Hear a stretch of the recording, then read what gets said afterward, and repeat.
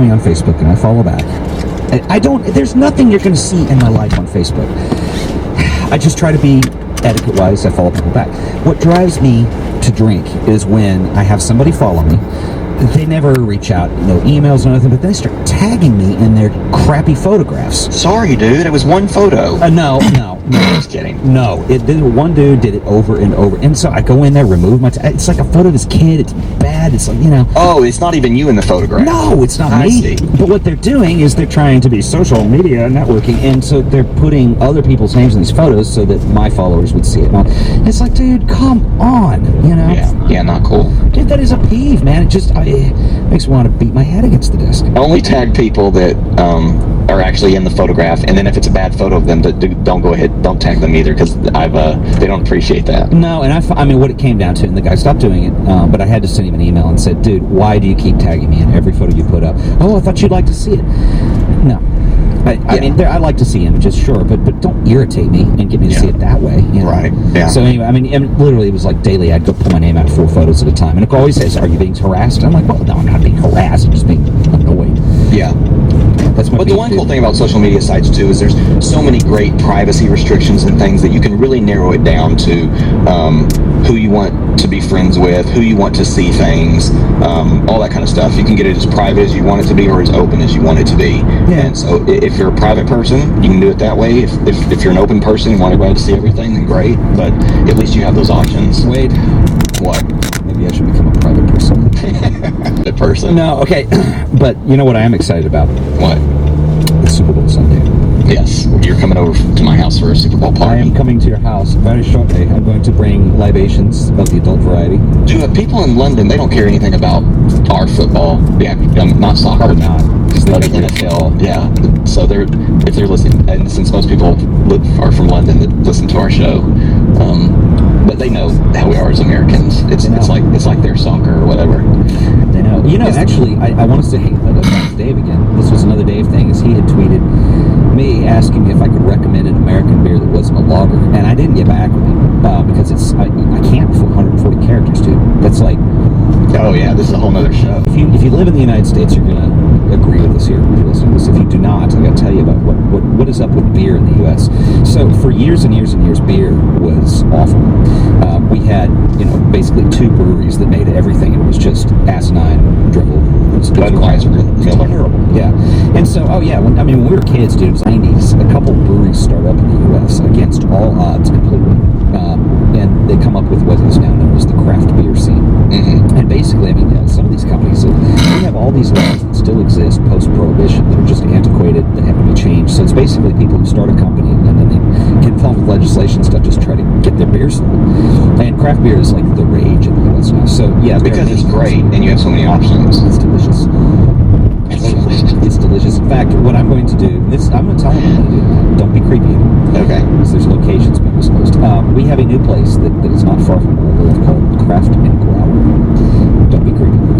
And so anyway, what I'm going to do is there's a new law in Dallas anyway that basically allows for a bar that can do takeaway. And so you buy a growler, which is a large bottle device.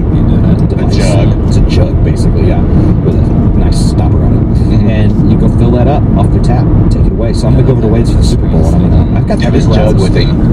I'm gonna be dressed like a hobo and drink from your jug the whole time. That would be classic. No, but it is really cool and it's really fun. And these jugs are awesome too, like from a design perspective and stuff. There's all different kinds from $5 to $60, and they're cool looking and they've got cool logos and stuff on them. And yeah, you can put your favorite beer in there and take it home with you and sip on it for a few weeks or just drink it all at the Super Bowl party. That's what I do. Don't waste it. The cool thing too about the craft and growlers, it ends up most of the breweries that are on their menu are local breweries, so you can take home beer from companies that aren't even bottling yet, which is really cool. So because there's some really good ones. Petacolas, dude. Now we have to change the title of our show though, the photography/beer show. Beer show. So if they have it, they had their grand opening finally yesterday. Okay. And they had the Stone Vertical Epic 12-12-12. Do you know about that? Mm-mm. Okay, so Stone Brewery, I believe they're in California. Is that right? Okay, don't check me. Stone, they were doing this limited edition run that they started in 2001. So each year, it would be whenever the dates matched up. So the first one was year's 333. Well, last year was 12, 12, 12. So this is the last of that series. Okay. So supposedly they got some of this on tap in there. So if they've got it, I'm gonna get it. I've had it. It tastes like molasses. It's so good, dude. It's rich. It's like licking molasses right off the tree. I need a drink. That's their tagline. I can't drink. It's 1:40 in the afternoon on Sunday. I think people are In poor form. We went to Target earlier to buy all of our groceries and stuff for our party tonight, and we got all of our beer there too. And as we were going through the checkout line, the guy said, "Sir, you can't buy liquor before 12 on a Sunday." And I was like, "Oh, I never think Then about why it." was it out? Yeah, I mean, I picked it up. I put it in my cart. So I had to take it out and put it at the end of the shopping line, and with there was like 20 other things of liquor, because everyone else had been doing the same thing today. The Super Bowl Sunday. That's fun. So we weren't alone, but then I ran out That's later. an example of one of those bogus post-prohibition laws that still exists. Yeah, I just told him I haven't drank before noon on a Sunday since I was a homeless person. But yeah, and like somebody who really had an alcohol problem, not selling it before noon on Sunday is going to keep them from drinking. Seriously, dude. It used to be. Do you remember when we were kids? We're going along here. Do you remember when we were kids? I remember. Do you remember Blue Laws? You couldn't basically Blue Laws. You couldn't buy much of anything on Sunday. I remember in Dallas proper. Or at least they did. Oh, right, yeah. Existed. People just just 3 changed years around ago. here like They a year just ago. changed it recently. Yeah. If you went to what was the drugstore? Eckerd's or something. It was just a 5-dime drugstore. Like you could get essentials. That was it. So essentials included like food, medicine, Band-Aids, anything like that. You could purchase on Sunday. And like anything I was into at the age of 12, video games, Star Wars, you couldn't buy any of that stuff. It was weird. Weird. Yeah, I've never heard of all that. It was I don't remember in that. the Bible Belt, I think. They just You're a lot older than me. Yeah, that's more. I'm just kidding. Yeah, Shuddy. Let me tell you what else. When I was your Okay, well, age. we should close on a photography note of some kind for all the people that are mad right now. I'm out of them. Do you have any photography notes? Well, I would just say that we kind of just touched on this subject today, but we have a lot more notes that maybe we can run into a show next week.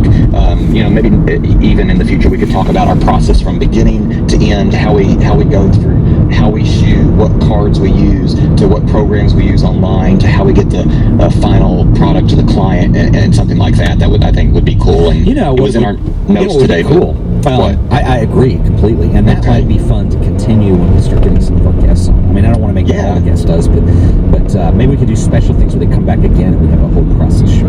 Yeah, that would be cool. Or we could just have them give a short answer. What's your process?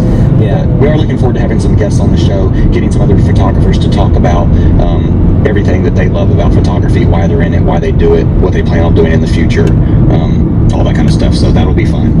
Awesome. Cool. Well, it must be time. Did you get any beer for tonight? Yeah. I'm obsessed with this. I came back around to it. But I couldn't go to a liquor store because they weren't open, so I just had to go to the convenience store. And Well, liquor stores are they can't be open. It's right, yeah. It's But I still got some good beer. I got some Hogarden and some wheat beer, a Blue Moon. So I thought we could just all share. You can hand me the jug, and I can give you a Blue Moon. I'll come over to your Hogarden and I'm not Belgian, obviously. Yeah, I think they pronounce that like Hogarden or something. Yeah, well, they obviously know from my accent and my vocabulary that I'm going to pronounce everything wrong. That you're not Belgian. I don't think he's Belgian. I sure don't think he's Belgian. That boy didn't look Belgian. He didn't smell Belgian, and he certainly didn't feel Belgian. All right, I need to eat. Okay. And then I need to get beer, and then I need to come to your place. And Don't eat too much because we have a lot of food tonight. All right. Well, I won't. I'm just going to have little chips. Some chips are fine. Chips, yeah. I've got some on my desk. I had the mac and cheese for lunch before I called you, and then I got to finish my chips and my soda while I'm doing post on the show. Well, we're looking forward to it. Yeah. I behave much differently on the show than I do. Yes, you do. I've noticed that. Yeah. Once the other ones, you're all very reserved, and on here, you're like talking about beer and chips. And Hogardens, yeah. Hogardens. Yeah. I like it. All right, everybody, thanks for listening once again. This has been The Photography Show. We'll see you next time. See ya. That was quick, actually.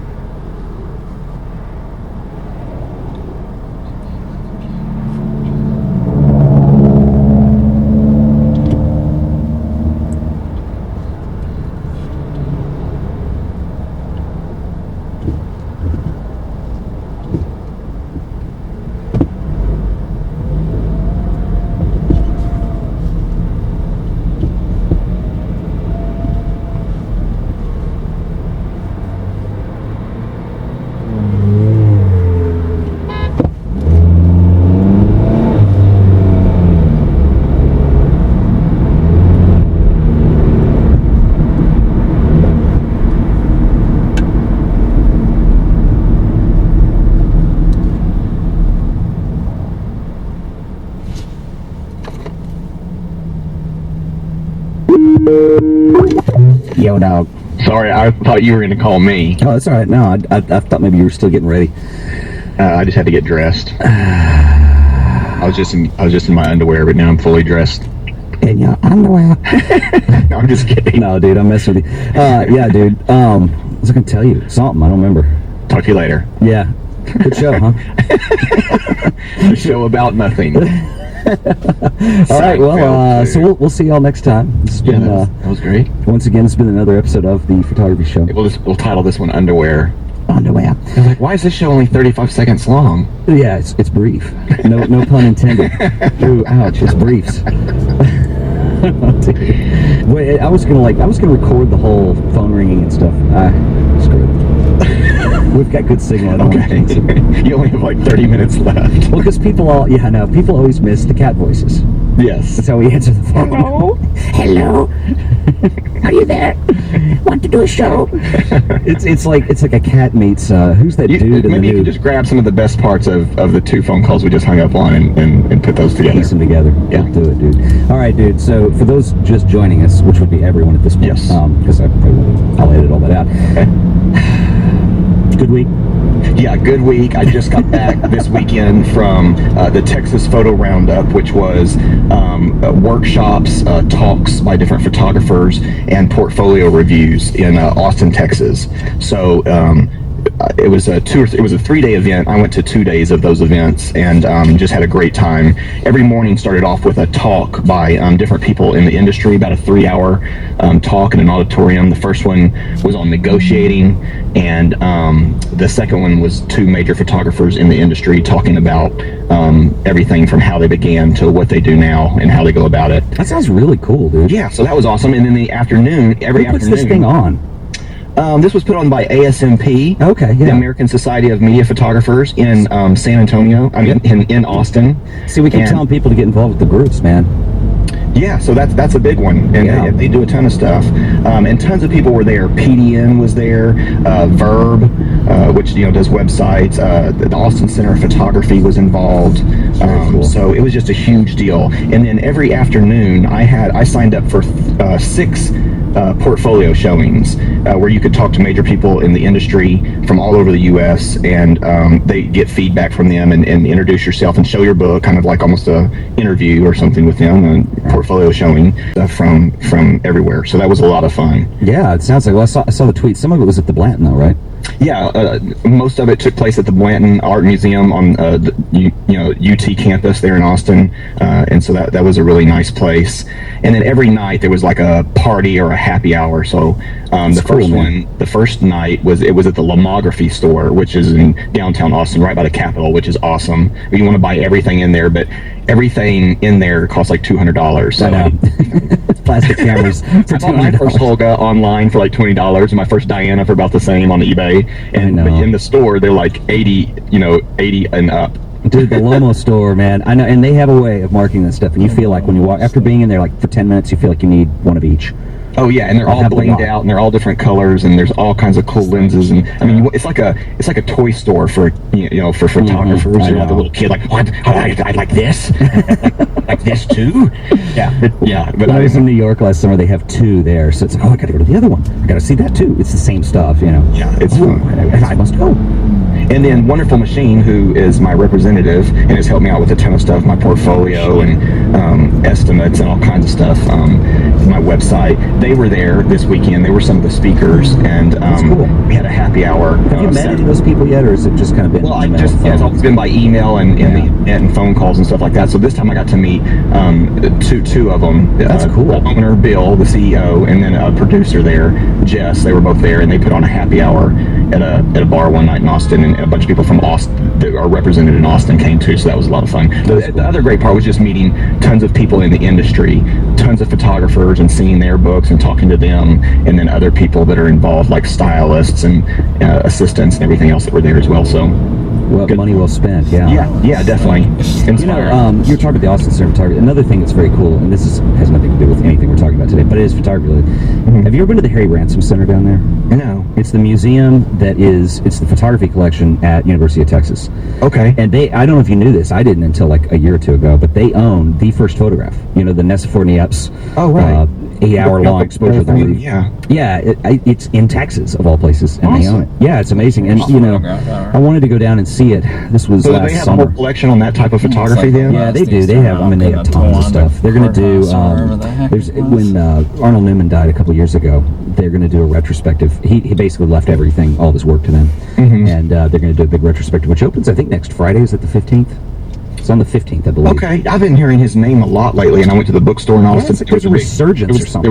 There was a big, huge book, coffee table book on him. Well, we tweeted Les's video, my friend. Right. Do you know and then after that, it's like, after that, I've seen and heard a lot of people that have worked with him in the industry, and you've never met Les, though, have you? No, I haven't. Okay, we had lunch. We have him on the show sometime. Yeah, we had lunch this week, and I said, hey, we put so if you haven't seen the Arnold Newman video, link in the show notes. But Les was his assistant for a couple years in the '70s, and he did this video where he talked about. Anyway, there's links, and if you go to our Facebook page, there's stuff on there too. But anyway, it's a cool video, and he said he'd love to do the show, and we've got some other guests lined up.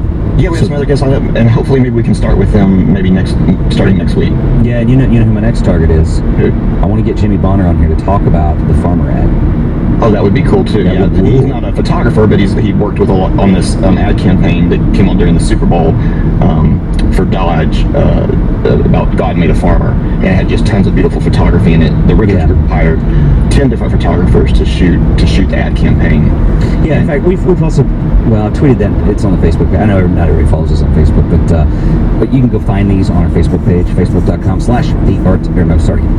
Facebook.com/The Photography Show. What day is it? I don't even know. What show am I doing? Anyway, so it's this show that aired during the Super Bowl, and at the time we didn't know who did it. We were watching the Super Bowl, and we were kind of commenting on how much the ads just blew this year. Yeah, we were pretty much talking and laughing through all of them and not really paying attention. But when that one came on, I kind of shushed the crowd, silent. and we all got into it, and it was a minute long.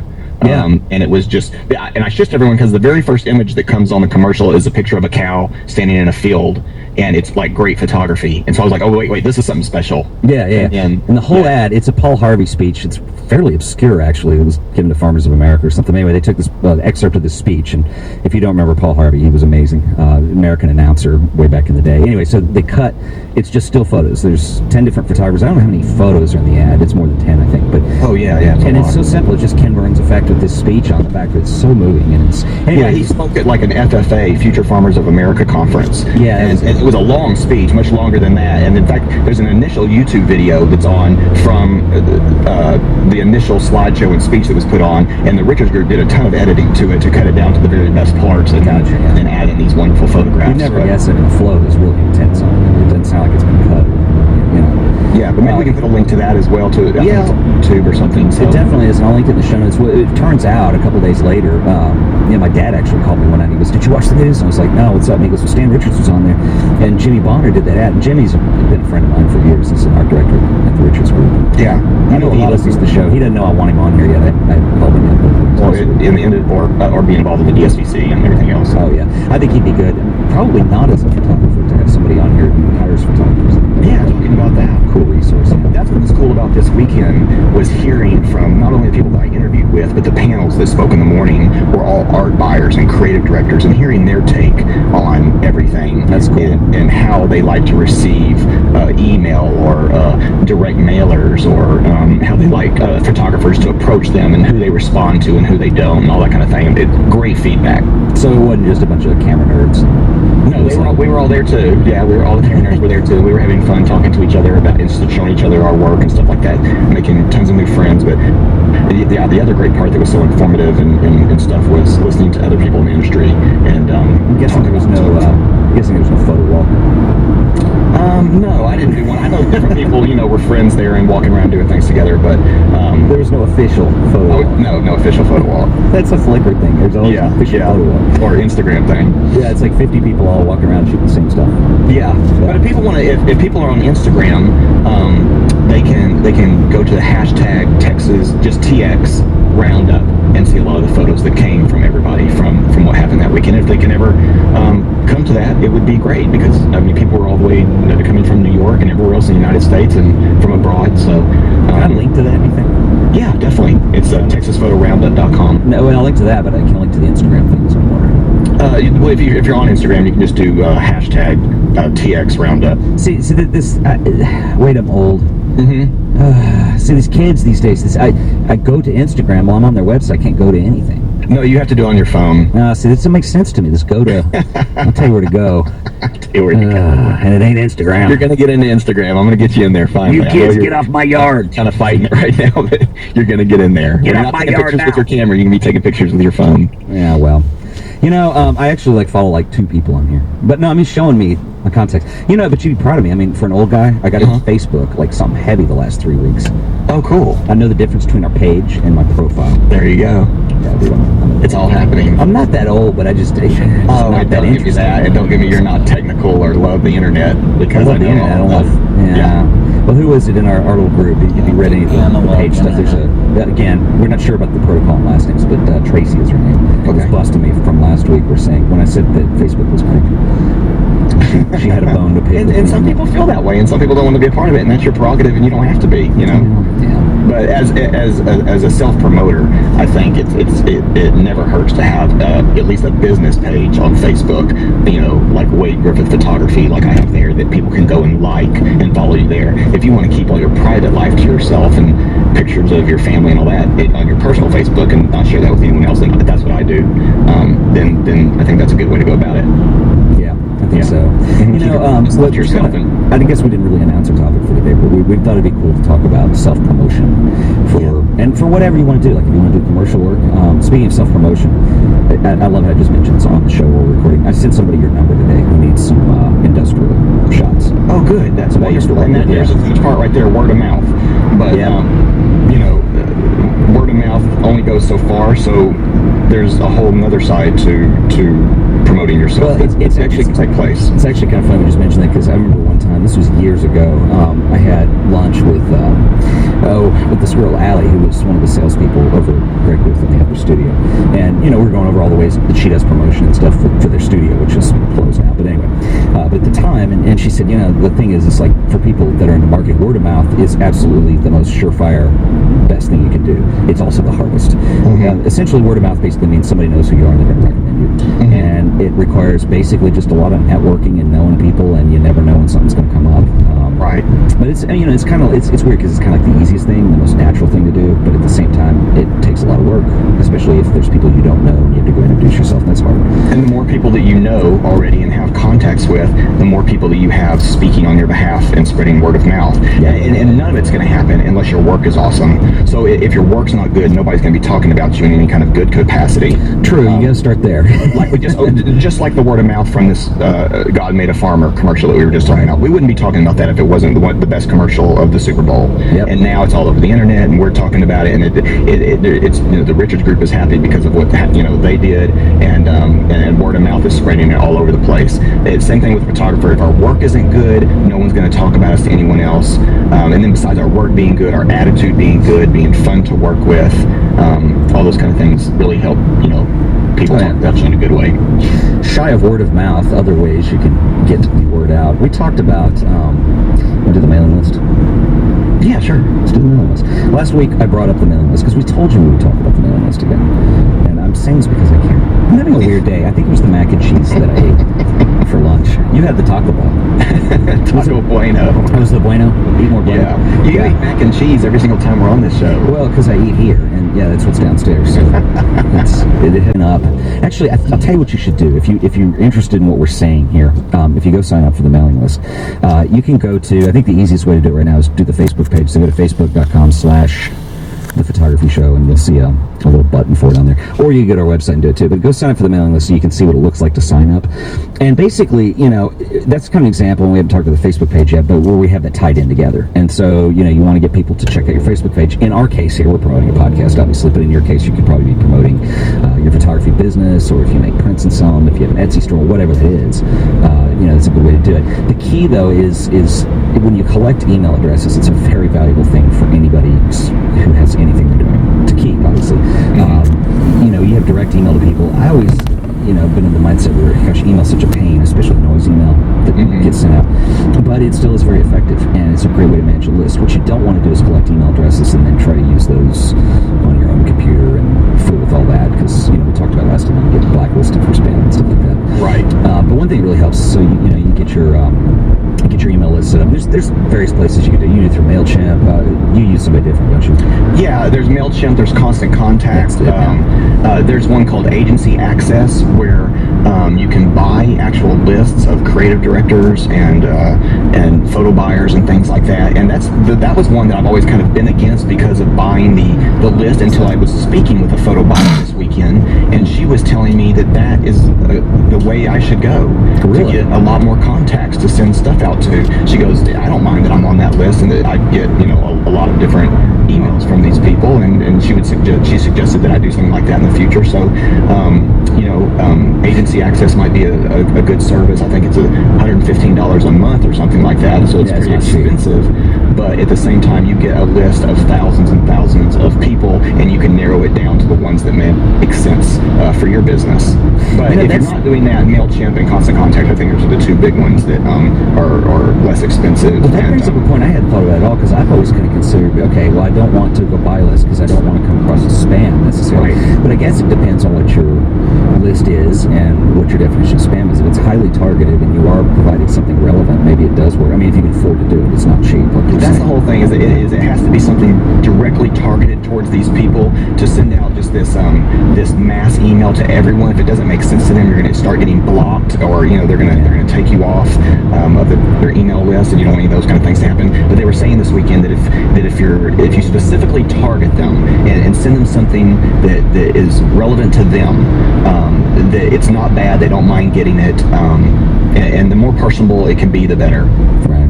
Yeah. Well, there's a whole art to doing newsletters, and this is probably worth doing its own show, and we can almost set it up today. And there's a lot of things you can do. You can set up, like, in services like MailChimp or Constant Contact, you can set up autoresponders, is what they call them, which is a little different than what an autoresponder is on your computer, let's say. Typically, an autoresponder is, hey, I'm out of town. Thanks for your email. I'll get back to you later. Right. What these do is they allow you to do, and I haven't set it up yet, and I would like to. So the thing is, too, is you want to write an email that there are click-throughs on links and stuff, which is another reason to use a service like this. But anyway, you can set these autoresponders, and what they do is, okay, it says, all right, when somebody new signs up to your list, send them this email right away, thanking them for being on the list. The second email, send out 4 weeks later. And, they're just kind of personalized, and so you don't have to keep track of this. It automates after somebody signs up when it's going to send something out. And that can be really powerful, too, as long as it doesn't get too spammy. It's a really nice way to automate just kind of hyping your work, your website, or whatever it is you want people to look at, right.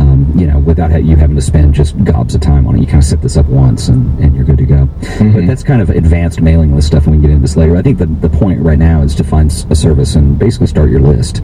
Because that can be real powerful. I started my list, I think I've mentioned this on shows before, from scratch, and I have thousands of people on it now. I have them broken up into different categories. That's good, man. Photography that I do, like architecture, people, product, and then I have stuff like photography reps, editorial, whatever. So when I do have an email campaign that's going out, which I try to do just one a month, because you don't want to bug people. And even I had some people tell me this weekend that once a month is too much. Really? But once a month, it doesn't go out to the same people, it goes out to different people. So I don't hit the same people up, but every couple of months or something. That's pretty smart. So you just hit reps one month, and you just hit... Right, exactly. Whatever I've kind of worked on that month, it's been a big project for me. That's what I'll put into an email, and a graphic and everything, and send out just to that one group.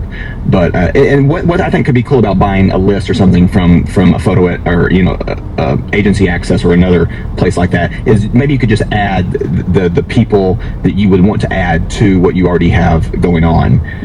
But I started mine by looking up people that I would be interested in getting to talk to, or getting my book in front of, specifically finding their email address, linking to them through LinkedIn, which is, I think, a great source nowadays. It's like the yellow pages of everybody that you would want to come in contact with.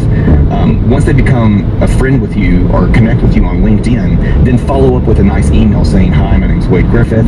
I would love to, I'm going to be in your city at some point, or I would love to meet with you sometime and show you my book. Could you let me know when might be a good time or a day for you? And then they were saying that what's great, also good in that follow-up email, is to put one small photo that is relevant to that person, that is very small in size, so it doesn't clog up the email or anything, because they say that is, to have that nice little personal email to them with the graphic underneath it, that's one of your best photos, that's something that they might want to publish or work with, is a great follow-up. And then from there, you can follow up with a phone call or whatever else, but just gradually keep on trying to get in front of them that way. I think that's really smart to do. Yeah. Yeah, and it doesn't have to be much. I'm looking on here too. I think another thing that's worth talking about, and I can't remember, here it is. Okay, check this out. I'm going to tell you. Sorry, this is probably editable here. Welcome to my world. Okay, monthly plans. Okay, so MailChimp too. Here's like what might be surprising. Now we're talking about kind of two things at once to delineate. Like if you're buying a list or subscribing to a list, it's a little different because somebody's got value in the names that they're going to give you. But just maintaining an email list on Constant Contact or something, and I'm sure they're competitive. I don't have Constant Contact's info, but what's cool is MailChimp will allow you. They have a free tier list, and so sign up and you can have. Basically, okay, so if you have a list that's under 2,000 subscribers and you're sending less than 12,000 emails a month, it's free. Mm-hmm. That's not bad. And so then it gets up into the next one. So like if you need unlimited sends, like you're going to be doing a lot of emailing, there's a $10 a month, $50 a month, $30 a month, and the highest one's $50. So that's something worth looking into too, I think. Yeah, I just sent you a link that's on a photo editor. Yeah. And they have MailChimp first, and they have the breakdown of pricing, and they have Constant Contact. Oh, yeah. And the breakdown of pricing, and so on and so forth. So that might be a good link right there to get. Yeah, we'll put that in the show notes. I mean, yeah, it's all very competitive. So Yeah.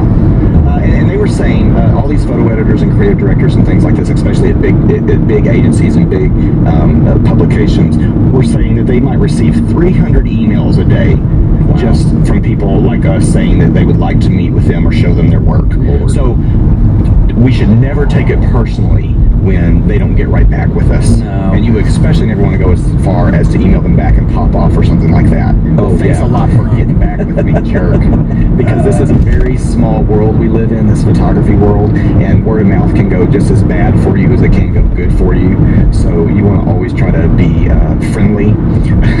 Well, and that's, I think you nailed it too. I mean, what you have to do is you have to also remember what the competition is like, and it's pretty serious. It is pretty and serious. Yeah, people just cannot keep up with and we may have to, because I've got a hard out in a few minutes, we may have to do a show just on, okay, what are some creative ways you can stand out, and that might be worth looking into. Yeah, we'll do a short show this time, but we'll get back into more of this the next time and different kinds of self-promotion. But you really do have to stand out, and you have to, in the email that you send out, you want to make sure that your images are your very best images. Yeah. Don't just put yourself out there to be in their face and to say, hey, look at me, if what you're sending them is junk or not your best stuff that month or whenever. Because if it's not, it's just going to get trashed or whatever. If they like the images that they see from you, then they're going to put them in a folder and come back to that folder later when you might be a good person to go to for a project. And this can be the same thing with direct mailers. They said they love receiving mail, but it's the same thing. They might get a stack of 50 letters and promotional pieces in the mail a day, and it goes into a big pile, and then the only time they look at that pile is when things slow down on a Saturday or Sunday or something, and they kind of go through it, and you really want to stand out there and make your piece look something really different, spectacular, and different from what everybody else is doing, which can be hard, but at the same time we're creative, so that's the job. Yeah, I mean that's the when you get work, that's the challenge. Yeah, and that's what when comes down. I was an art director, people sent me stuff all the time as well, and a lot of it I would throw away if it was just normal hodgepodge stuff. But if something came in the mail that I thought was really cool, then it was going to be tacked up on my wall or set up on my desk and stay there for a long time. Well, I think one other thing that's worth mentioning too, and I mean obviously we're not. Sorry, we have a short show today. I have an airport run to do, but another thing I think that's really important, and I think you could probably attest to this, is like what you want are clients that call you more than once, obviously, and probably call you when they need something. And personal relationships are really the best way to develop that. And so we're talking about an email list, and you can certainly blind email people you've never met, but as soon as you start to develop some of those personal relationships and know some of these people, then it might get a little easier, and it's hard to do that starting out, obviously. No, and you're exactly right. When I met certain people this weekend and they saw my logo, they said, "Oh, Wade." Yeah. And these are people that have never responded to me ever. They said, "Really like your emails you've been sending me in the last year. Really good, and the branding's good too." See, that's cool. Yeah, and they notice it because just say my logo. Yeah. Well, and that's another interesting thing too, because just because you haven't heard anything back doesn't mean that you're off the radar. That's right. That's exactly right. It could be that they don't have a job for you right now, or they cannot respond to the 300 people that are emailing every day.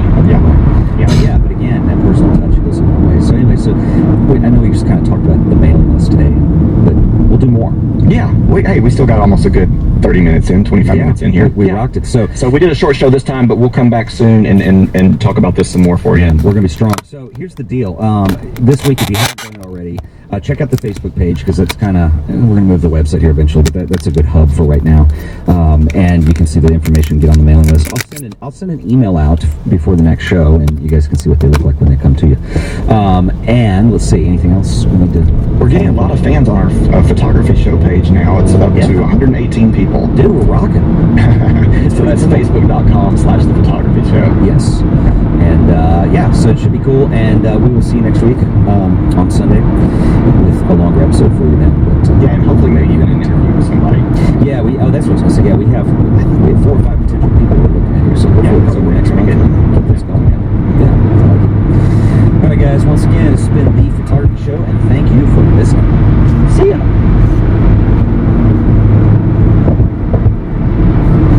Ted Forbes here from the Photography Show, and I'm really excited today because today is our very first interview that we've done with a photographer for the show. And for this first round, we've chosen a very talented photographer, Dallas-based Tyler Sharp. And Tyler is amazing. He and Wade have been friends for a while, and Wade introduced the two of us last year when we all took a workshop together. And Tyler is a hell of a nice guy. He's fascinating, he's interesting, he's been all over the world, he's got crazy stories to tell you about photography, and I think most importantly, he's extremely talented, not only as a photographer, but also with some of the video work that he's done and his own writing. And we're going to put all of the links that we talk about today in the show notes. But if you are happen to be listening to this in a place where you can look at his website, pull it up. It's tylersharp.com, and it's sharp with no E, so it's TYLERSHARP.com. And you can see some of this guy's amazing stuff. We're going to get to the interview in just one second. First, I just wanted to give a quick shout out and tell everybody that we are actively doing our Facebook page now. And what we're kind of hoping is, if you become like this is going to be a place where, one, we can post a lot more content and do things kind of offline that we don't do podcast here. But also hoping that this is a place where you guys can interact with us and tell us what you want to see on the show, and we can have discussions there. So if you go check that out, it is facebook.com/the photography show, and give us a like and follow us and see what you think. And you can find all the show notes to this show and more. I'll put a link on the Facebook page, but also on our website, which is currently thephotography.show.thepublicbroadcast.com. So anyway, we're going to go ahead and get on with our interview for today. This is our recording that we did earlier with the wonderful and talented Tyler Sharp. Okay, well, cool. Well, Tyler, why don't you just start off by giving us a little bit of your background, kind of where you grew up and how you grew up and all that. Sure. I kind of moved around. I was born in Kansas City, but when I was 2, we moved to Austin. Lived there for 6 or 7 years, and then moved to Grapevine. And so I spent most of my childhood at Grapevine. And then I went to college in Los Angeles for 4 years to USC and studied photography and video and stuff. But yeah, I mean, I kind of got into photography in high school just by accident, really. They started doing electronic media art class, and my art teacher was like, "Hey, you should try this." And I entered a couple art competitions and won some money. And they hand you like $25, and when you're 17, you're like, "Whoa, Yeah. maybe I could do this for a living." So that's kind of when I got a little more serious about it. But yeah, I mean, I've always been into the outdoors, and as a kid, I was always catching reptiles, and have carried over into my professional life, fortunately, a little bit. So, but yeah, I mean, I've definitely been in Texas most of my life. So, Did you have an artistic background growing up? kind of, yeah. My mother was very artistic, but kind of in a craftsy way. She would do like cute oil paintings and like make crafts and things. Mm-hmm. So I started collaging, and I started journaling when I was like 13, I think, and I started writing my thoughts down and ideas and conceptualizing things. And so I have like this oak chest just full of notebooks that's Cool. kind of entertaining to go through every once in a while. But yeah, so it kind of started with collaging and drawing and painting and stuff. And then once I discovered more so digital art, when I discovered Photoshop and a digital camera where I could actually sort of start to create images that were more realistic representations of what I was seeing in my mind, as opposed to like a drawing. You have to kind of, I'm not a realist drawer, so Right. that's kind of where it transformed for me, was when I figured out I could sort of reproduce these things in my head.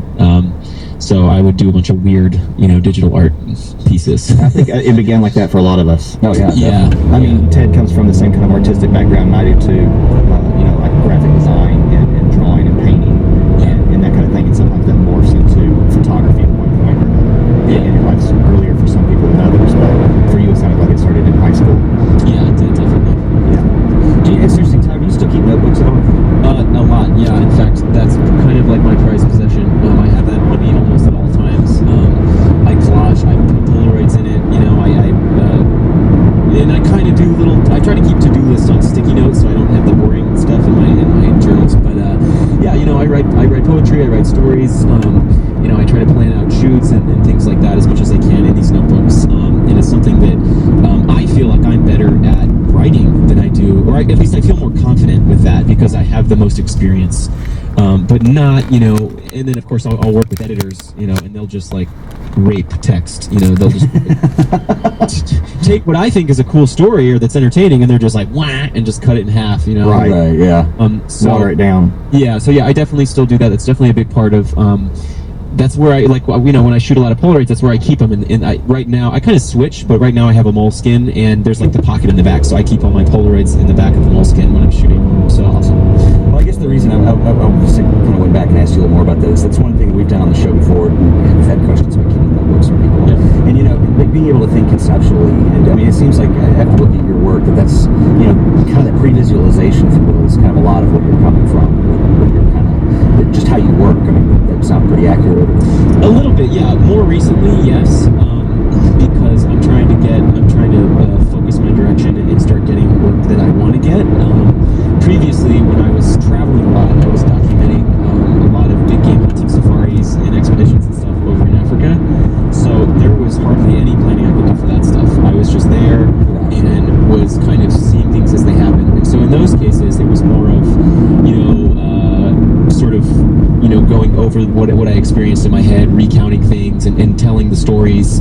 And for me, because I have a mother who's very, very Texan, she's from a small town called Ciccone, which is, they're famous for cowboy boots and baseball gloves. And so I try to think, when I would write these stories, about ways to write them that she could understand, or ways to relate it, because some people can't, imagine other cultures and things like that. So a lot of it's like that kind of stuff. It's just sort of reprocessing these experiences I've had and things. But with now moving forward with shoots, it's definitely conceptualizing, coming up with good ideas, and trying to show up, with some stuff to bring to the table, kind of thing. So without getting too tangential here, just because I'm curious, because when you and I met at the Flash Bus tour, I remember when we went to lunch, we were talking. How did share with us again how the Africa stuff came up? To begin it was real. I always tell people it was just kind of destiny.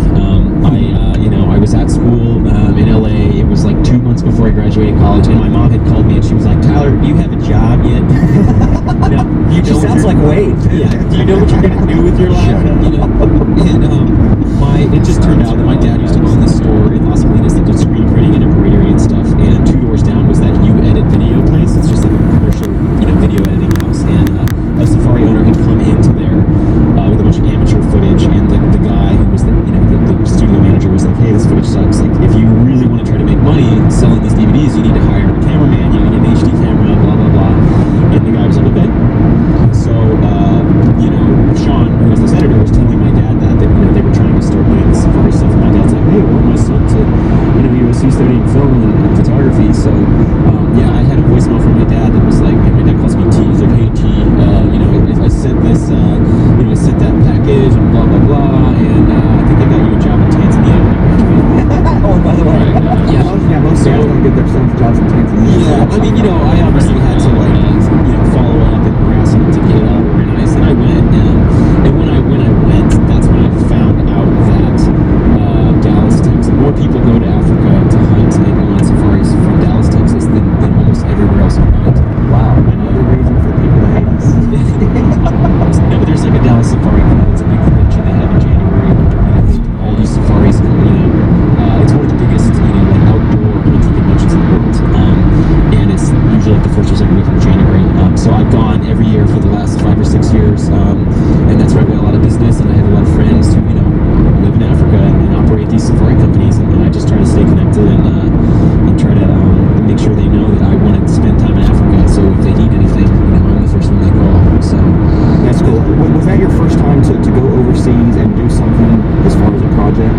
That was my first overseas job, so to speak. I had no idea what I was doing. I got, I mean, obviously I know how to film, but it's not like I had a background in filming, like, wild Cape buffalo hunts. That wasn't one of your classes.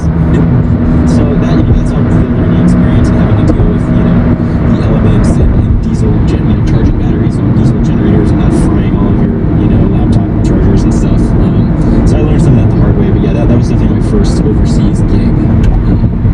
And you were telling me one time you've had several adventures over there. There's been some scary encounters with lions and things like that. Yeah, there's been a couple, there's several quote-unquote lion stories. I had a couple of close encounters where we were actually hunting a lion. And this is a whole background of animal conservation thing. Some people don't know about it. They get freaked out when they hear that. But bottom line is hunters pay for like 98% of the conservation worldwide. And all the national parks, Yosemite, Yellowstone, that's all paid for by Billy, Bob, and Joe who buy their deer tags and their fishing license and all that stuff.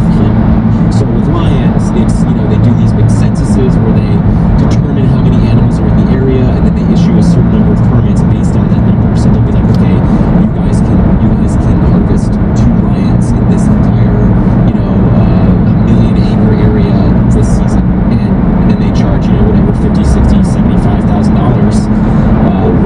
I'm not going. Yeah. You can either buy a house or shoot a lion. There's obviously a part of it that's questionable, but there's a system in place that allows that money to go to local villages for schools and wells and medical and all that kind of stuff. So it is a conservation effort, and it's just like they control deer populations here. It's just good. And some villagers are probably glad to be rid of maybe a lion that's currently too close to the village too often. Several ones. Elephants too. Elephants actually kill a lot of people. So they will have, rather than, having a park ranger go shoot it, they'll let a hunter fly in, because the elephant has to go. I mean, it's killed, it's a man. They get rid of it.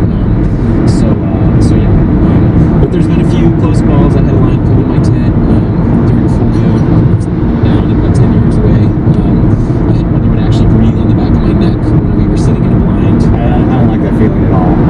Yeah. It was pretty scary, but also amazing to witness a creature like that and to be in a situation in one of it. So, Tom, I know that you've been on your website and Ted saw this, that he's been to a lot of other places in the world besides Africa, or it seems that way. What other places have you been to, and what did you go there to do? And was the documentary side of it just something you were doing on your own, or something you were doing as part of a project or personal? What was that?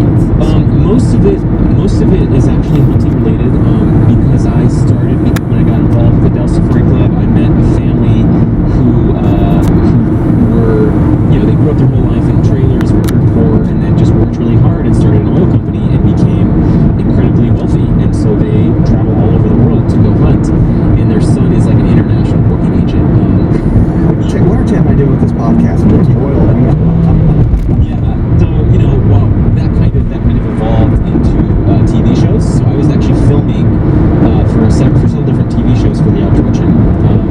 And so like Pakistan, for instance, we went to Pakistan because they were hunting ibex, which is like an exotic mountain goat kind of. It's got these big scimitar horns, and they're way, way, way the hell up in the mountains in the deserts of Pakistan.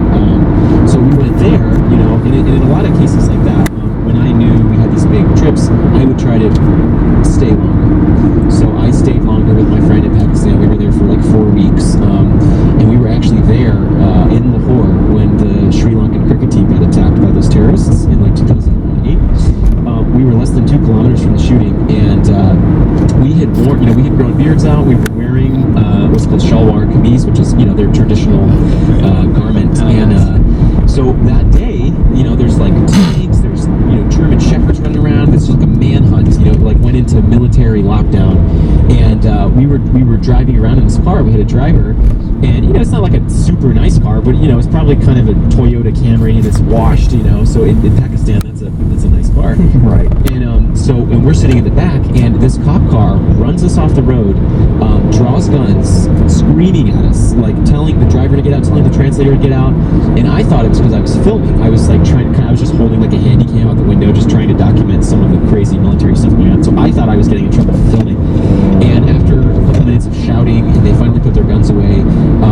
out that I fit the description of one of the terrorists. Oh, white guy with a beard. Well, no, because the border region of Pakistan and Afghanistan, that's where a lot of these guys come from, and they're called Pathans, and they have lighter skin and lighter eyes. So like that famous National Geographic picture that Stephen Curry took, that girl is a Pathan. She has green eyes and light skin. So I have green eyes and dark hair.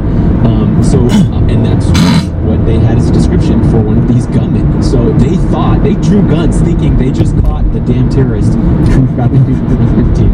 And so they just caught a Texan. It's kind of scary, a little unnerving. And after that, we were like, we were not going, and we were supposed to meet our friend in Delhi like 5 days later. From there, we went to India and Nepal, and so I was like, man, I wish we could go. And he's like, yeah, I don't want to be here either. And this is the son of the oil family, so he's obviously very wealthy. And he goes, yeah, I don't want to be here either. He goes, you ever been to Egypt? And I was like, nope. He goes, let's go to Egypt. So he gets on the sat phone and calls American Express Travel and books us 2 tickets to Cairo from Pakistan.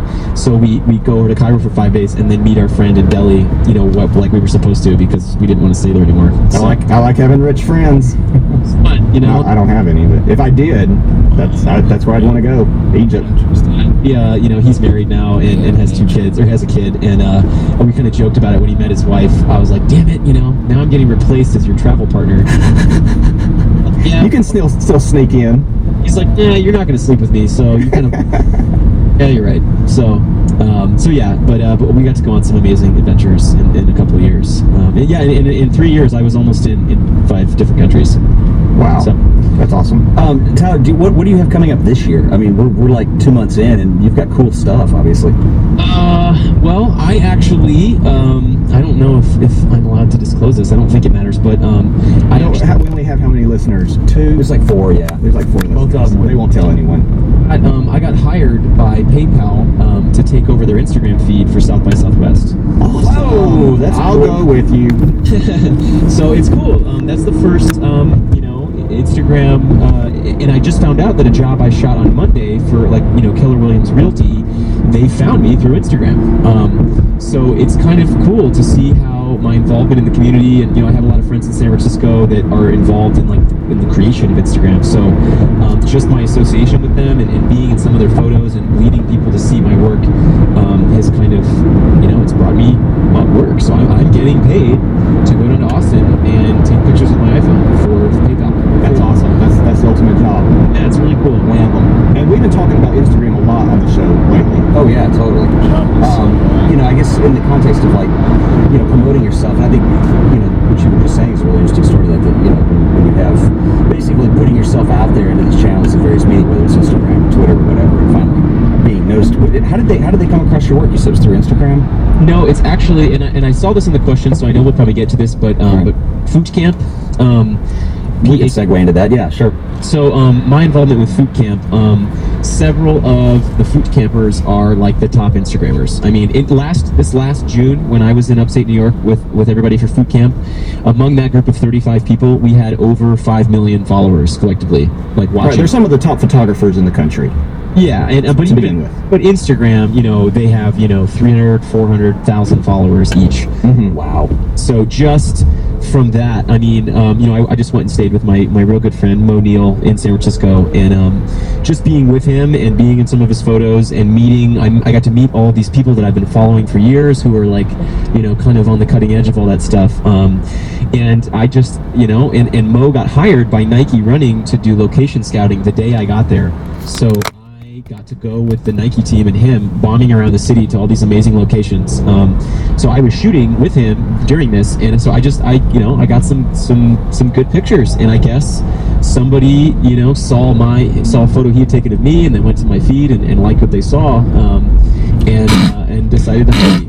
So, Well, sure. I mean, that's how it is when you hang out with people that have a bazillion followers, and you become their friends, and you're part of their family. People, you get a really good payoff out of that. You know, Yeah. with people following you, and then you have amazing photographs, and it just kind of spreads like wildfire. So yeah, and I saw a lot of the Instagramming that you were doing over there. It was beautiful. It looked like y'all were going all over San Francisco, and y'all were by the Golden Gate one day, and then on the beach the next, and in the woods the next. And I was like, are they doing all this on their own? But this was actually part of the scouting. no, well, the scouting was just one day, but Okay. Mo works freelance too, and I went out there really just to cut loose a little bit and just go shoot. You know, I feel like in Dallas, you know, we all get wrapped up in our day to day, and it's hard for us to find time to like, you know what, I'm just going to go shoot for myself today. Right. And so while I was there, I'm like, I am going to go photo adventure every single day. So we got up for sunrise, we would go chase the fog, we'd go to the sunset, you know. It was cool. I got to see a lot of stuff, and it was very refreshing to get to shoot Polaroids. And I have a Contax G2, and I shot 4 or 5 rolls on that, and yeah, it was a really good time. Well, Ted and I were just talking about that on a podcast not too long ago, as well as just when you're kind of in a funk, or even if you're not in a funk, but say you live in Dallas and you're always thinking about getting out and going around and shooting, but it's the kind of the same old stuff that you're always used to seeing, so you're not quite as inspired to either take a day trip and go somewhere else that's new, or to take a day trip and go all the way to San Francisco for a week. You can really become instantly inspired as soon as you get there, because you're in totally new surroundings, and in that case, beautiful surroundings. So it's just like all of a sudden everything's magical. Well, and something that makes Instagram so much different than other forms of photography. It's like, I went to a Super Bowl party at this girl named Sonia Yu's house, and she's huge on Instagram, and there was like 5 or 6 other people there that I've been following who all have 100, 200,000 followers, and you would think your instinct is to be intimidated or something, just like if you see some major photographer, you're like, whoa, but it's different because after we meet, you all start following each other, and they've all just been so supportive and like friendly. Like every picture I post, like, hey man, this is great. Like, this is a great view of our city. It's cool to see someone come in from out of town, and because everyone takes pictures of this all the time. And so, and then they're like, hey, let's get together when I come to town. Like, that doesn't happen through websites. Like, I don't go find a photographer like, hey, I love your work, let's go do a photo shoot together. Like, people are like, no. But that's really interesting. With Instagram, it's like this thing. It's like, hey, let's go have fun and take pictures with our phone and like collaborate and create some cool stuff. And these are people who are, they're some of them are famous, and they don't. The stigma's gone there. It's not competitive in any way. It's just like, hey, let's just go make some beautiful images. That is interesting too, because I think that the whole notion of getting it off of a website. I mean, it's a different behavior. It's a different mindset. So yeah, and it's so funny these days how we meet so many people. I say this all the time, how we meet so many people online. I knew Tyler online a long time before I ever met him in person, and said, okay, let's go get a beer. Yeah. And that's the way it is so much now. I went to Austin this a few weekends ago for this conference that was there, this Texas Photo Roundup, and I kind of knew a lot of people when I got there and recognized their face because of Instagram and Flickr and all these different things. I met your friend Gabriella from Gabby, Gabby from Food Camp. I recognized her from one of the Instagram streams. And so it's funny how we meet so many people nowadays, or we already know a lot about them before we even see them in person. And you can walk up and say, hi, I know you. You were born on so-and-so. And I really freak them out. I know, it's funny. That's the world we live in now. Pardon me for being slightly ignorant. You guys are talking about Food Camp. Could you explain that a little bit? Yeah, so it is a invitation. By the way, that's PHOOT, correct? Yeah, it's like kind photo. It's like photo, but with the O moved in front of the T. Gotcha. And it's a playoff of Food Camp that was like an eat retreat type thing. But basically, it's an invitation-only retreat for photographers every year. It's in a different place, and you apply with a self-portrait and a 250-word paragraph about why you would be good for Food Camp. And this was the 4th year. It was my 2nd year. I applied 3 years ago but didn't get in when it was in LA, and I got invited to Marfa, which was 2 years ago. And yeah, basically a group of 35 people converge on a location and just, party and collaborate and bring props and gear and just nerd out about photography and just have fun, and it's hard to explain, but I never in my life have I become so genuinely and intimately connected with that many people in such a short amount of time. Even with people that I'm friends with my entire life, You know, like and it's crazy because everyone, you know, there's a group that lives in LA, there's a group that lives in San Francisco, there's some in Chicago, there's a few in Austin, there's New York, and any city that any one of them come to, everyone gets together and we like sleep on each other's couches, and like, you know, there's like no question. It's not like, you know, yeah. So it's really amazing, and outside of that, professionally, you know, there's some of them like Gabby, for instance. I mean, she's had 3 spreads in Martha Stewart's magazine in the last year. Yeah, she said she stood right next to Martha Stewart. She felt Martha Stewart's breath on the back of her neck. Yeah. But yeah, you know, there's some people that are just on fire. Martha Stewart. So we have, you know, a private Facebook group, and everyone's good with spreadsheets. We have Google Docs where we can all, you know, use each other's equipment. But then, for instance, like Playboy magazine actually published one of my images without asking. They took it off my website. It was a picture of Lee Harvey's of the bar. Oh, cool. They stole it. Yeah, they stole it. So they're going through rough times. Yeah. Yeah, you have yours losing his touch. Yeah, boobs aren't what they used to be. We'll just blame it on Alzheimer's. Yeah. But so I tried to get hold of them. I went through the website, through emails, to people's personal sites, to LinkedIn, to any way I could think of. And it was a black hole. And it turns out, you know, Ryan Schutte had sold Playboy an image like 3 months previously. So he had an email for one guy. So there's a lot of situations like that where we can all reach out to each other and be like, hey, how should I price this? Hey, here's this thing. Like, and then like I got 2 gigs for South by Southwest just because I was paying attention to the food camp group on Facebook, and somebody was like, hey, I can't shoot this job, you know, does anyone want to do it? And I chimed in, and I was like, yeah, me. So that's cool.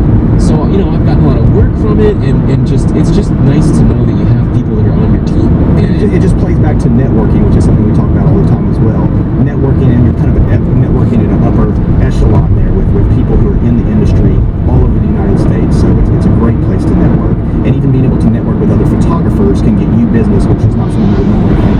You would never, you know, some of you think, I'm not going to network with other photographers because they're going to get business for themselves and that work for me. But it does work, because when they can't do a job, if they know someone else, they can work in your favor for sure. yeah, This is not why you're doing it, but it you're talking about. I mean, like, for instance, there's one guy named Beto Ruiz Alonso, and he's from Mexico, but he's lived in Argentina for a while, and his fiance is Argentinian, and they're getting married in Vegas the first weekend of March. So he puts this on Facebook like, hey, Vic, you know, Beto and I are getting married, like, anyone who wants to come. There's like 25 of us flying or driving to Vegas to go to their wedding and staying at the Golden Nugget on like the back strip. And so it's gonna be like food camp takes over, you know, Vegas for 3 days. Camp Vegas, yeah. That is a party, yeah. And so, did you meet Matt Mahan down there? I didn't get to meet him. We kept, I wanted to, and I follow him as well. Yeah. I know what he looks like, but it was just busy, and we never crossed paths. Yep. Well, so I'm riding in his Mini Cooper out to Vegas for Beto and Vic's wedding in like a couple weeks. So He's an excellent photographer, and he lives and resides in Austin, correct? Yeah. Right. And so there's just stuff like that where it's just a fun group of people, you know, and everybody geeks out about the new, you know, medium format camera they got, or oh my god, look at this, you know, look at my new prime lens, or, you know, it's just. Well, everybody brings all their cameras and all their props and all their lighting and all this kind of stuff, right? And then every day you'll do something outrageous, and kind of art direct an entire scene of some kind, and come away with all these amazing images every day that different people have different ideas and collaborate. I got 2,500 images in each place. Yeah, very cool. You know, another question I'm just going to ask is, you know, we were going to segue into some of the other personal projects that we're talking about here. But one thing that caught my eye that you mentioned is, you know, when you know, you're saying you apply and you have to do a self-portrait, and then there's a writing component of that that's involved. How important, I mean, and maybe you don't agree with this, I don't know, but how important do you think it is that photographers understand that they need the ability to write and communicate ideas that way? Well, I think it's kind of twofold. As it pertains to food camp, it's important because you're selling yourself. This is a coveted event that people want to go to, and so you have to be able. You don't have to be a brilliant writer, but you just have to put your heart into it and be like, look, they want people there with energy who are going to go extra effort and bring, you know, props or do something out of the ordinary to help everyone's experience be better. So it's more of just, you know, not being like half-assing the application, being like, oh, well, I'd love to go because I take good pictures. No, it needs to be, you know. See, that's what I put on my application, and that's probably why I think I got rejected. That, and I blame Tyler because he's the other Texan. But I said, but I have a deeper accent, and that still didn't get me in. So we'll see. I'll keep trying. Yeah, I've been lobbying for more. We need more Dallas. And Trey Hill and Kyle Steed, they've actually been invited before, but they couldn't go. So Oh, see, I would have taken their spot. If people are just passing on it, let me know. They need somebody deep woods like me. yeah. Deep Woods. But Ted, as it pertains to you know, the larger picture, you know, I think that if they can't write themselves, then they need to understand that somebody needs to do it for them, because that definitely it's something that helps communicate, you know, and you can do that with, you know, say you have a disagreement with somebody, like you can call them on the phone, you can talk to a person, and like there's a chance you could get in an argument if you know if you're still disagreeing. But if you write something that's very poignant and well thought out, and that's gonna get to them, that they're gonna register that, because they have to read it, they can't react, they can't argue. So in that sense, that's kind of how I discovered, you know, that's how I see the power of writing. Is it's something that is very you can't really argue with it. I mean, you can in an academic sense, but it's like, look, here's what I want to say. I'm not going to say I'm not going to say like, I'm not going to stutter. I'm going to say these 4 sentences perfectly, and they're very well crafted, and it's going to say exactly what I want to say. You know? Yeah, and in general, just talking about writing and video and photography, I mean, obviously you can make a strong career for yourself out of just being an amazing photographer, period. That's it. Yeah. But if you have additional skills, such as being a great writer or being able to do great video, which both are things that you do, those can totally enhance your photography career and what you do, and add to that, and are super important. Don't you think? Yeah, you know, and I'm trying to leverage those as I move forward, and as the game changes with negotiating with companies, and everyone needs content, you know. So I'm trying to advertise myself as not just a photographer, but as a content provider. Like, look, I can go out, I can shoot video, shoot photography, write the story, and edit it, and like I can do 4 people's jobs, you know, or whatever. And so like it you know, when everyone's trying to cut corners and lower the cost, that's a way for them to combine some things. And so I'm trying to make that all come together and sort of find my stride professionally, you know, and being able to offer that in a package that people kind of appreciate. You know? I think we should all be doing that. Oh, yeah. Whatever those skills are that we have, whether that's writing or video or anything else that you can bring to the table, illustration or any kind of other artistic ability or whatever it is, can it really help sell yourself and yeah, to be able to cut out additional people and say, well, I can be the writer, I can be the videographer and the photographer. That is a huge selling point when it comes to, you know, getting a job. Right. Yeah, and I think there's something also Tyler said there too. I mean, you know, if you don't think of it, I think traditionally, you know, especially if you've worked in the advertising business, you know, there's always been the photography budget, or we have a video budget for a TV ad, or, you know, we have a budget for a writer. And I think there was this thing specifically, and, you know, Tyler said it's providing content is what it is. Yeah. And so I think, you know, yeah, you are making yourself more versatile, but really what you're doing, and I think the web, and I think publications are hungry for that these days. Yeah. Playboy was hungry for it, apparently. Yeah. And Let's go get some content. They did pay me. Good. So now I can say, you know, I you know, every once in a while I say that, like, yeah, I got, you know, I can say that I've been published in Playboy, but then people kind of give me a weird look, like, well, what does that mean? They want to see you shoot the boobs. It's not until you've been published in Playgirl that really your career takes off. Some girl overheard me in Well the other day. She was like, "You were in Playboy?" I'm like, yes, I'm actually a woman, and I pose nude. I'll provide some content. I've changed my career a little bit in the last year. Tell you what content really is. Yeah. Okay, well, Tyler, we want to also touch on one of the projects that you've done. It's kind of been a personal project, which is the Chisholm Trail. And if you're not from Texas or you're not a cowboy, you may not. I mean, everybody's heard a little bit about that. But what's your involvement with that project, and how did all that come about? So just to start with, the Chisholm Trail, you know, it's a famous cattle trail that was in operation between like 1865 and 1887. That, you know, give or take, started south of San Antonio, went up through Austin, you know, Round Rock, Georgetown, Waco, up through Fort Worth, and the last stop on the Chisholm Trail in Texas was Nocona. Then it went from Oklahoma up to Kansas, and basically after the Civil War there was all this loose cattle, and these guys figured out, hey, if we can get these cattle up to the railroads in Kansas, we can make a lot of money. So the Chisholm Trail, you know, arguably is one of the first major cattle trails, and it started the beef industry in the United States. It brought Texas out of the post-Civil War depression, and kind of created the image of the American cowboy.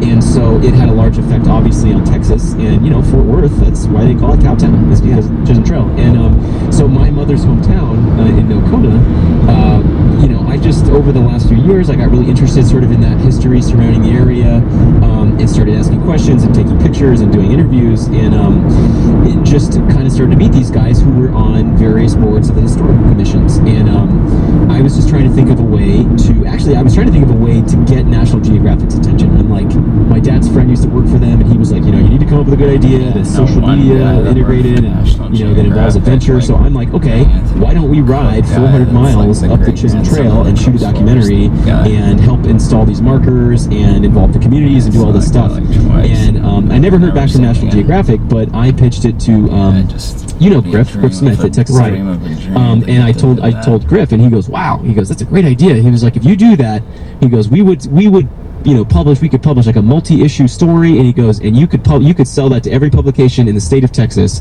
I want first run. And I was like, you're on. So so it's been about 16 months now. We have not been able to get the money we need to get. We need probably 75 grand. It's a 4-week ride, 400 miles. We have a team of probably 5 to 8 people, with equipment and fuel and, feed for the horses, and just, we got to pay there's going to be cowboys who would go with us. So you're saying it's a larger budget than the original Cowboys that they had? Because they film production. Yeah, they were shooting film. So there's actually a bill in Congress that if it passes, the Chisholm Trail becomes a National Historic Trail.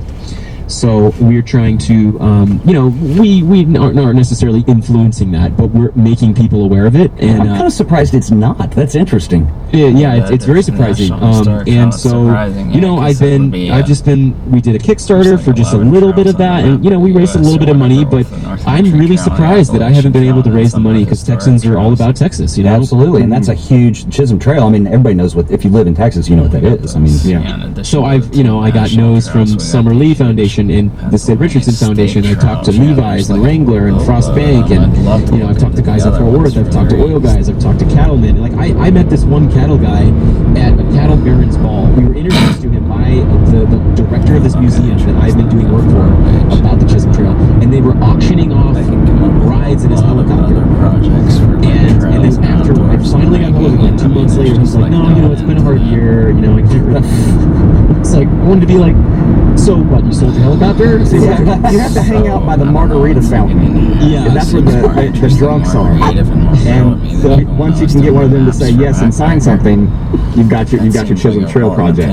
I've had somebody say they were going to give me $5 grand, and then the next day they sobered up and they were like, people say so many things. People do say things. This seems like a great idea, a great project, and a lot of these kind of things take time and doing just what you're doing, talking to people until you hit the right one or the right group of people and get somebody to sponsor it, because it is a great idea. I mean, I'm negotiating with Shiner, I'm negotiating with Stetson, and they all really like it, and they've told me that they want to be involved and they want to help, but it's impossible to get hold of people. And then even when they say they're going to do something, like, it's just hard, I mean, it's a job for 10 people that I've been trying to do by myself, So you need a committee. Yeah, I have a partner on the project, but he lives in LA and he's got other films going on, and his girlfriend lives in New York, so we don't get to like be in the same city to work on it very often. So yeah, I mean, it's been a long road. It's taught me some hard lessons, and kind of my professional or whatever, my personal career has kind of suffered a little bit because I've tried to push this forward so hard. But if it goes, it's going to be big. Like, people haven't done that since the 1860s. I mean, I could just see that just being such a great documentary that every photographer, videographer, Texan cowboy would love seeing. But even the larger repercussions of, like, we've had conversations with the Board of Education, and we could do like a school curriculum type thing where we create an iPad app that teaches kids about the importance of the Chisholm Trail history, and or do statewide screenings, and and then you can do the whole, hey, let's do the motorcycle rally at the Chisholm Trail thing, and then it becomes like an annual event that you can get people to go see these places and go to these little towns. People want these little towns, they want people there, and a lot of these towns are like Georgetown. I mean, Georgetown's amazing. I mean, people go there, but it could be publicized a little more. So yeah, well, we know it takes like a million no's sometimes to get a yes. I mean, that's with everything in our career. And if you have a great idea and you're passionate about it, you keep pushing for it, and it's bound to happen at some point. I hope so. You hope, yeah. That's all you can do is keep trying. But But it sounds like a great idea. It'll be really fun when we actually do it. Tyler, how did you get involved with the weld community? You talked to the weld community, and maybe what is that? Sure. Start there, yeah. So Trey Hill, who, like Wade, I have known online for a while, and we had exchanged emails, and I was seeing on Instagram about him posting about weld back in the summer, and I'm like, what is that? I'm like, is this just like his studio that he's just calling it weld? And so one day I finally looked it up, and the website is really impressive, and I was like, whoa, what is this thing? So I was just curious about it, and so I went in and met Trey, and he introduced me to Austin Mann, the guy who started it all. And essentially it's a collaborative, it's a creative co-op space where people, you apply for a membership, and they don't, like, you actually have to apply, like, they don't just accept people, they have to investigate and look at your work, and they want to see what kind of person you are and if you fit in with the community. And and they have, I think, 4 or 5 permanent offices. The studio manager flies in, freshly roasted coffee from Portland, every week, and then they have a kegerator, and it's just a big community area, and everybody just brings their laptops in and works. And it's really cool because it's mostly photographers, but there's some designers and some web developers, and a guy does WordPress plugins, and then another person like Christina does 3D animation and post-production stuff. And then we just got a guy who just does color grading, and he's been in Hollywood. He lived in Hollywood, and he's been doing this since 18, and he's in his 50s now. Worked on just an endless list of films doing color grading. So it's a place to go work, because for people who are freelance and have been sitting at their apartments all day, for the last few years, and I know Wade does that, but he's got a wife, and so he's got a company. Like I sit by myself. I have a dog. It's mainly a Pomeranian that keeps me company all day. But yes, my wife. Yeah, but you're right. I mean, you've been working out of your apartment for the last few years by yourself, or coffee shops, or what?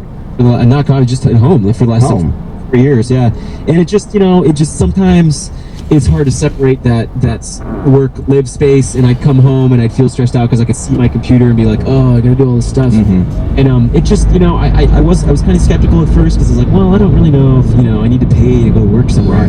But it has been one of the best decisions I've made in a long time.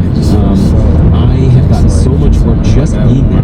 Because for the same thing, like food camp, people can't do jobs, or Tiffany will get emails all the time. It's like, hey, somebody needs 75 corporate headshots. Does anyone want to do it? And the first person who wants to do it, can just go do that job and make that money.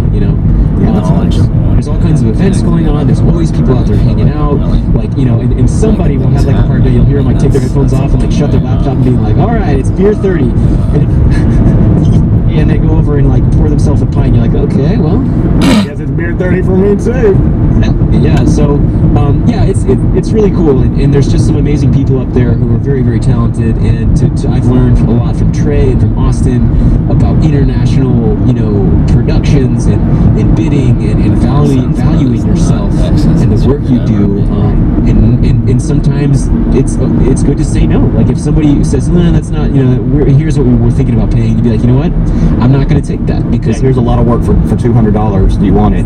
That's worth my time. And so, I've learned to stand up for myself a little more and feel confident, because I have this team of people who have been there and done that. And I, have learned a lot. And it's very inspiring to be around a lot of those people. And I really, really like being a member there. Well, we talk about that a lot here on the podcast as well, is being a part of a community, no matter what that community can be.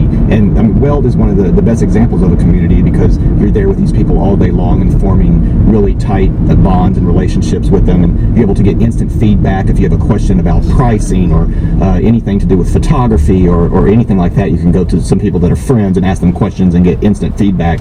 But we just always promote in general being a part of communities, whether that's your local photography community or like the DSVC, the Dallas Society of Visual Communication, or ASMP, or whatever it is. That these things are great to make friends and make connections in your town. And if you can do that by working at some like a co-op place like you are, well, that's even better. Yeah, and and it goes outside of that too. Like Valentine's Day. I don't have a girlfriend right now, so one of the guys would he was like, all right, he's like, we're gonna have a forever alone party tonight. like 7 or 8 of us who just, didn't really have anything going on Thursday night, and so we all went up there and watched like a stupid movie and drank beer, just for like an hour and a half. But, hey, it's better than being alone. Crying in your pillow. But and I've gotten work just being associated with Weld. Like they have built, like I got featured as one of the, they feature a member every week and stuff like that. And I got an email about a video job the other day. They're like, hey, we saw you on the Weld website and we like your work. So it's like, and every once in a while I'll go look at the Weld website and I'm like, whoa, I mean they've got it locked down. Like it's nice. Beautiful site. They've got the branding is just on point. Like the space is beautiful, and I'm like, whoa, I'm part of that. Austin Mann has done a great job at branding the entire place, and then reaching out through his social networks and bringing in all kinds of other photography companies and other things to network with. I know that y'all have a lot of different speakers come up there. I was just up there the other night for one of your circle meetups that you have there with creatives. So I don't office there, but I try to come up whenever I can and still be a part of the community. I was there for a party y'all had not too long ago, I think around Christmas time, and just a great place to meet other creatives. Definitely. Yeah. We were going to ask you, just for the record. Yeah, I will put links to all the websites we're talking about in the show notes too. Just to the side. We'll have a lot of them. You want to do that? Go ahead. All right. Do you have a favorite assignment you've worked on since you've been shooting? I've worked on. I think we've heard like girl thing. Yeah. Is there anything? Have you ever done anything exciting with your life? One that I'm pretty proud of recently, because I'm such a fan of this company, is Filson. Filson. They're a Seattle-based company that started in 1897, and they make outdoor equipment and clothes and just really nice like canvas bags and stuff. And we're working with them on the Just Trail stuff. But because we haven't released any of that, and it's not like official because we don't have the money to actually get the project yet. But they got bought by a couple from Dallas, and so the whole marketing team was in town 6 months ago, and I got to meet them all. And they were at the Dallas Safari Club show, and I pitched some ideas to the marketing manager, and so I got to produce. I went to Montana to go fly fishing with my dad and my brother back in August, and what was just a boys' trip for those guys, they were going to honor one of their friends who was, tragically he was murdered. But been going to this fly fishing trip with these 4 friends for like 25 years, and so this year was like to honor him. So they went and they brought pictures and they were gonna like burn them. So I told Filson about this, and they were like, "That sounds like great," like and he was like, "Well, send me a pitch. Like, what do you want to do? Like, send me, what." So I pitched them an idea to create 3 videos that sort of documented this fishing trip of my dad to honor their friend, and it turned out good. I really liked it, and it was, even though it wasn't a lot of money and it wasn't like a big thing, it was something. I was producing work that I was proud of for a company that I want to do more work with. Right. So now we've had further conversations, like me and several other of the food camp guys are going to take over their Instagram in the coming months and just try to blow it up. They just started an Instagram account, and so we're going to do some really cool conceptual shoots with some of their gear, and me and Kyle Steed are going to go out and camping for a weekend and take a bunch of Filson gear and do some fun stuff with it. So yeah, I'm definitely excited about working with Filson in the future, and doing more stuff like that, because that's a company I believe in. I wear it every day, and I want to develop like a relationship with them, so yeah, that's been a good one. One thing that you do a lot of, and that I admire you for, and that we talk about a lot as well for everyone, that everyone should be doing, is that you go out a lot and you seek your own personal projects. And in the beginning, there's money's not even an issue. This is about passion and what you love and what you want to do, and a company that you want to be involved with, or just a project that you want to do, and you go out there and make it happen. And this is the kind of outcome that can come from that. A lot of times you start working with a company and the money isn't a big part of it. You just put a cool project out there, and then it can maybe come back to you and you form a relationship, and bigger, better things happen later on down the line. But I think this is what all photographers and storytellers of whatever kind of should be doing for themselves is coming up with ideas and then trying to make those ideas happen. And some happen and some don't. Some take a long time and some happen right away. Just like you with the Chisholm Trail thing is taking a while, but it's it's a passion and a dream and something you're working hard at. And then this other thing with Filson is something that's kind of happening a lot quicker, but something that was your idea. Well, and It is. Sometimes I don't really think about how people perceive me and about the things I do, like, 'cause that's just what I do. Like, I've always just been kind of a nomad, and I just, I like to have adventures, and so, like, I go do stuff just because that's what I do, and people are like, do you ever stay still? Or Oh my do you ever, you know? That's And kind of boring, staying like, still. Yeah, No, people ask think me about all that. the And time, so, like, you know, it was Austin, man, who really said something to me a couple months ago. I was bummed out because I got it's, screwed like, to over on my this job, and they gave it to detriment, somebody though. It's else like, after they told me that it was going to China, and they, like, you know, someone else behind my back at the last minute. And that's another big part of being a photographer too, is having to is sometimes losing these jobs that you're so excited about and having to deal with that and move on to the next one. Yeah, and I was just, we were talking, and he just said something like, he was like, dude, he's like, you're such a cool person, or he said something like that. He was like, when you walk into a room, like, you know, you come in with like an energy, and like, he's like, you ride a motorcycle, like, you go do all this cool stuff, and he's like, and that's part of who you are as a photographer. He's like, when people hire you, they're not just hiring you because of the pictures you take, they're hiring you because of the way you conduct yourself, because of the conversations you have with them, and because of the, like, Tonight, I'll be using my Nikon Coolpix S9700 to try to photograph the supermoon. It is November 14th, 2016, and as you can see, we don't have a very good view here. Let's zoom in here.